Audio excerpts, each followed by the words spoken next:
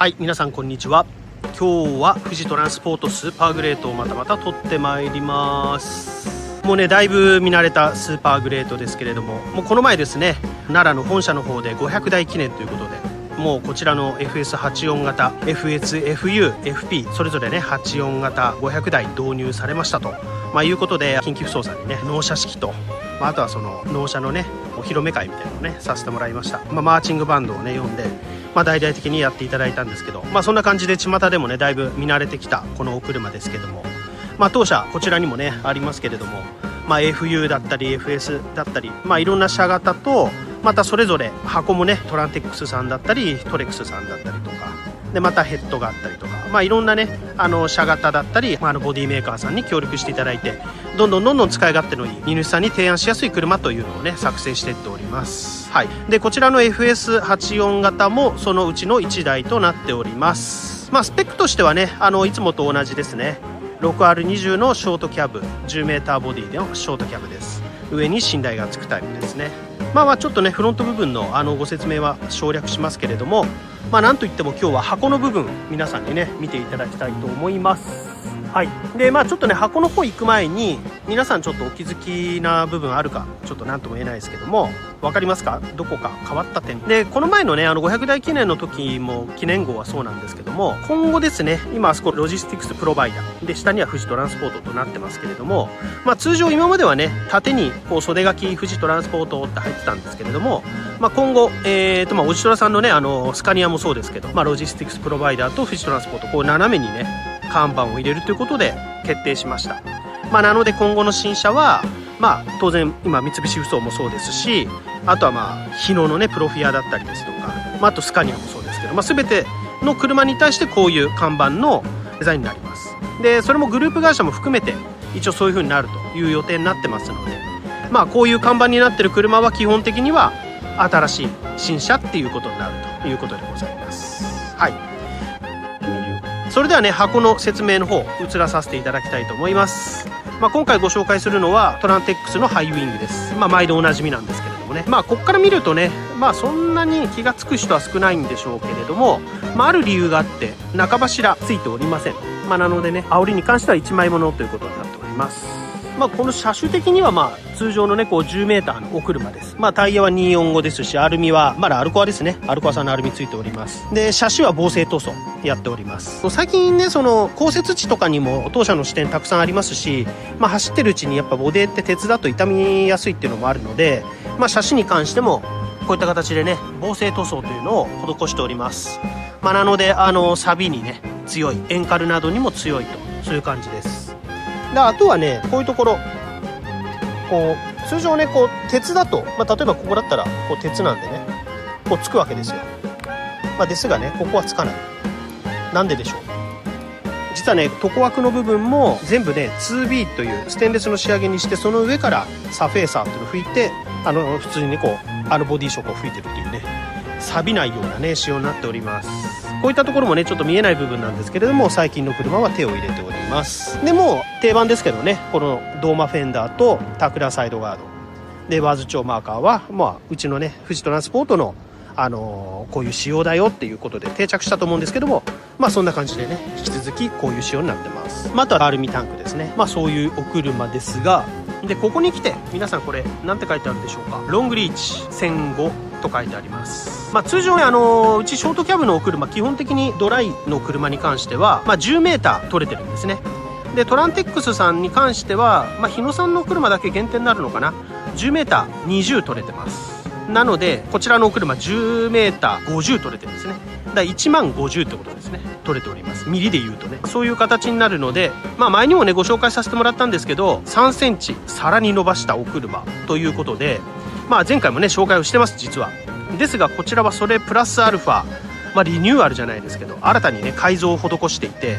さらにね、ある部分を強化しております。そこをね、ご紹介していきます。看板もかっこいいですね。トランテックスさんの箱ね、基本的にシンプルで作りかっこいいです。看板もね、こうシンプルになったんで、なったっていうか、この10メーター5センチに関しての話ですけどね。はい。こういう特注の看板にしております。この車の場合は、また箱を紹介しますけど、箱の中のエアサスがないので、こちらにエアサスのスイッチを設けております。はい、こんな感じですね。なので、一応外からもエアサスの調整は可能ということです。はい、で後ろ見てみましょう。こういう形でね、外当てドアというものになってます。なので通常の扉っていうのは中にね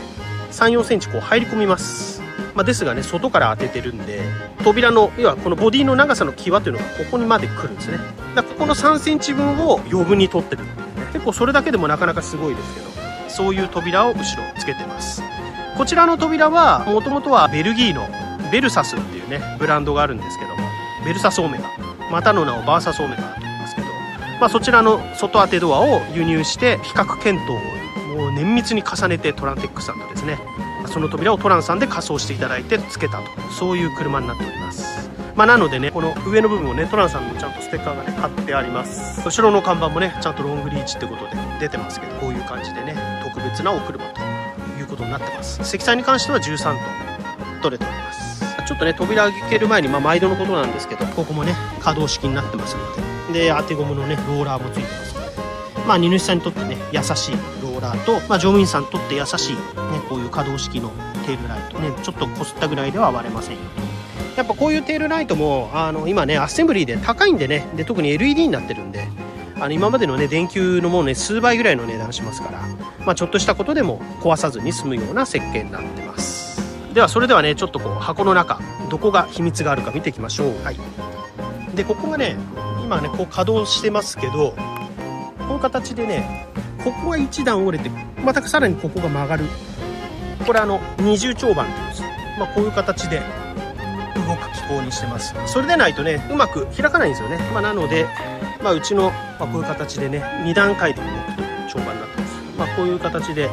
やることによって、このね外当て扉をうまくねつけることができる。難しいです。本当箱ってね、長さ守んなきゃいけないし、そういう規定がある中で全てをね収めていかないといけないということで、はい、うちのね車両部長はもともとボディメーカーのねトップやってたんで、こういうのは非常にねうるさくやるわけですけど、そのうちのね車両整備のねトップが今回改良を手に入れたのがこちら。わかんないですかね、こちらといってもね、通常ねここ門高と言います。一番こう外側の、強度が必要な部分になるので、ある程度厚みを持たせます。横の長さだったり縦のこう幅だったりね。で昔の車っていうのはどちらかと言ったらこっちが盛り上がってここが狭い。要するにウイング仕事が多いところは横扉の開口部を広くとる。で後ろ積みが少ない場合はそれでいいですが、後ろ積みも多い場合はワイド開口といって、こちらを長くして薄くするっていう、大体その2パターンがあるんですけど、こちらのお車はなんとですね、この煽りともフラットにしてるんですよ。わかりますかね。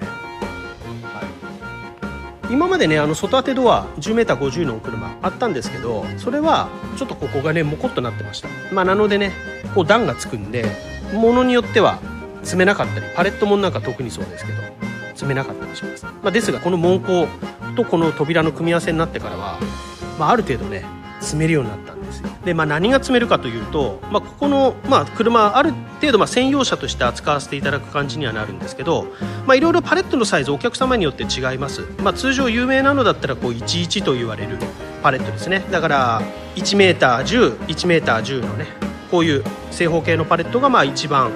オーソドックスなんですけれども、当社のお客様は 1m20 の 1m っていう、横長のパレットを使用している荷主さんがいるわけですね。ですので、その荷主さんに対応すべく当社はねこの車を開発しました。ちなみに通常この門高と言われる部分、ここの端から端の幅というのは通常のトラックだと2370になります。2370ってことは2400ないので、120、120のパレットは数値上詰めないんですよね。ここはだから2400だったらギリギリ詰めるわけですよ。ですがこのお車の場合は2410、こちらも2410ですけど、2410、2410取れてるので、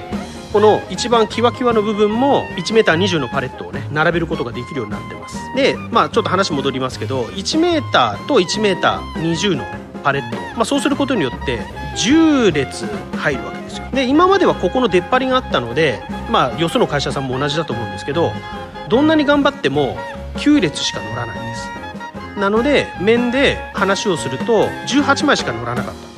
たんですが、この車になってからは20枚ギリギリまで乗るようになってます。でプラス5センチあるので、要はその 10m だと仮定してですよ、何も干渉剤入れずに、1m の 1m20 のパレットを後ろまで来るとちょうど 10m でねパレットはこういう風にエンドきます。で残りのこの5センチ分で、琥珀とかねこうバーかけたりね、そういうのをするわけです。なのでその辺も計算に入れて、一番ねかかりやすいところにバーなりベルトがかけれるように門高にちゃんと切り抜きのねラッシングの溝を刻んでおります。ちなみに今回うちが提案している荷主さんは2段積みなんですよ。なので今までは36枚しか積めなかった、要するに 18×2 なんでね、それが今後40枚積めるようになるってことで、お客さんからしたら4枚多くパレットがね積めますよという、そういうお車なわけです。なかなかねやっぱり強度計算もしながらになるんで、ここを薄くするのって大変なんですけど、そこはねいろいろ検討していただいてやっていただいてます。でもともとねこの車のベースとなるのがうちの航空ウイングと言われる、それがハイドローダーの車もあればエアージョルダーの車もあれば、あとはオートフロアの車もありますけれども、その車ってもともとねここえぐってあるんです。これね知らない方多いと思うんですけど、航空専用なんで ULD コンテナっていう下にこう皿みたいのを引いた、その上にこう荷物がある。その皿の幅が2400ちょいあったのかな確か。なのでここをえぐっとかないと入らなかった。でその箱がベースになってます、骨格としてはね。なのでその車も中柱ないので、基本的なベースはエアローラの車の箱になってる。それを完全に、内高もしっかりね普通にフローリングなんで内高も2700かな取れてると、ね、そういうお車になってます。ちょっとね名残があります。ダブルセンタービームでこの真ん中に穴がね2つ開いてますで、こう順繰り開いてるじゃないですか。でこの穴のところに昔は油圧のね配管が通ってました。今はねそれがね通らなくなったんで、あそこがねスカッとこうしてますけど、だから基本なベースは航空ウイングの車ということです。それに竹の合板とフロアラッシュ、ここはもううち専用設計の車は全部こういう仕様にしてまして、でここはラミルクスっていう強いパネルを貼ってます。仕事によってね当社もいろんな仕事、カゴの仕事も最近多いので、カゴなんかだとねすぐこうゴーンと当たったり出っ張ったりしてると煽りこれアルミなんでねすぐ傷つけますんで、ここのラミルクスっていう強力なね樹脂の部材を貼っておりますので、すごいね、耐久性あるんで守ってくれます。あとはねコンパネ貼ってラッシングサンダーで、ただやっぱここ薄くすることによってエアサスの粉エアサスのね箱がつけられないので、先ほどみたいにね車の下につけてると、そういうことでございます。あとはねこういう多機嫌の足掛けとかね、これ煽り開いた時にね登ったりするものですけど、そういうのがついていると、そういう感じですね。なのでここが非常にね優れてる点ということでございます。そのためにわざわざ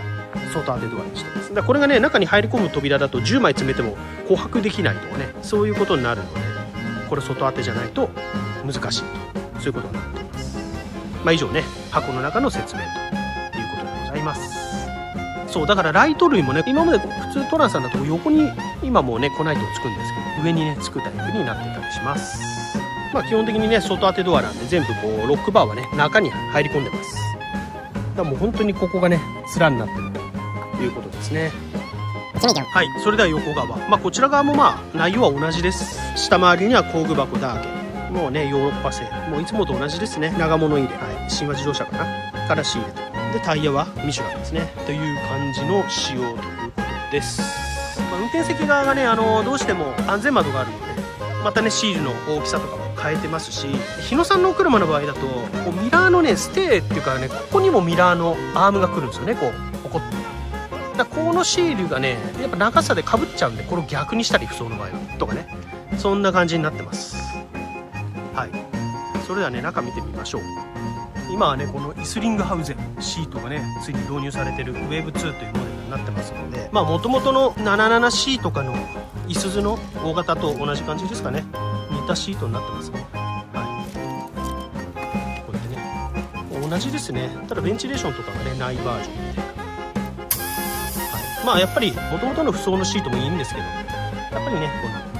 この ISRI このねシートが非常にねやっぱり好評ですので、この後期型ね乗られる方が快適なのかなというふうに思ってます。中はね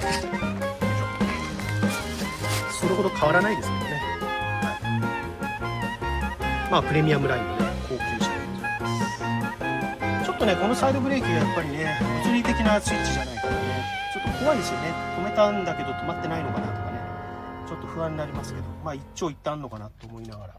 使ってますけど、私もね陸送などでね乗ったりするので、こういう内装になってます。それではちょっと試しにじゃあ他の車見てみましょうか。それではね実際にこちらは同じ FS の車なんですけど、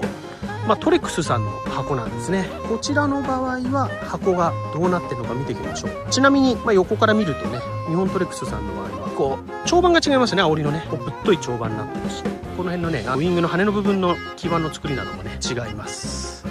でこちらもやっぱり 2B 仕様になってるんで磁石がつかないです。通常ねここが鋳物なんでこうつきます。どうしてもね中柱はアルミで作れないので、鋳物になりますけど、こういうところも全部ねこれステン塗ってるんですよ。これつかないでしょっていうことです。ということでここはもう絶対ね錆びないステン出す会社も多いですけど、うちはわざわざ塗るっていうねそこがね一手間かかってるところでございます。それではねちょっと見てみましょうか。こっちの車、全然ね作り違います。こちらはね4枚観音の扉になってます。狭いところでもね開きやすい。こういう感じでね開口部違くないですか。ここはやっぱほらランついてるでしょ。わかりますかね。こういう形で普通はこう段がつくんですよね。ここ1センチ2センチぐらいかな、こういう風になるんで、やっぱりこう同じ面で来ないとここがねボコってなる、積めなくなるんですね。ここだと狭くなるんですよ。その代わりやっぱ強度持たせなきゃいけないので、こうなってますけど、またね全然トレックスさんだと違いますね。コナイトの位置が違って、こちらエアサススイッチがね設けてありますけど、こういったところもねラミルクスではない違うね、これステンかなアルミかな、なんか貼ってありますね。あとは普通にフロアラッシング、やっぱ竹棒、でもねちょっと太いですしね、門口がね延長ラッシングのねここも後付けになってたりとか、あとはでもここはね握り棒あって登りやすくなってますね。こういったところがトレックス仕様ちょっと違いますね。はい、今一周回ってきました。いかがでしたでしょうか。こういう形で完成車っていうのはあんまりうち買わないんですね。本当にね間に合わない時は完成車導入させていただきますけど、基本的には全てね荷主さんに合わせるっていうわけではないですけれども、当社として効率がいい車プラス荷主さんのご要望にお応えする車と、いうことで、今後はですね日野さんの FCV 水素のトラックだったりもね6台導入する予定になってますし、皆さんご承知おきの通りスカニアこちらもね50台、10月ぐらいから入ってくるんではないのかなと、言われておりますので、引き続きですね新しい車の紹介っていうところでね頑張ってやっていきますので、応援のほどよろしくお願いします。はい、それではねまた動画企画して撮影しますので、お時間の際ご視聴いただければありがたいです。それでは次回までご覧いただきありがとうございました。失礼します。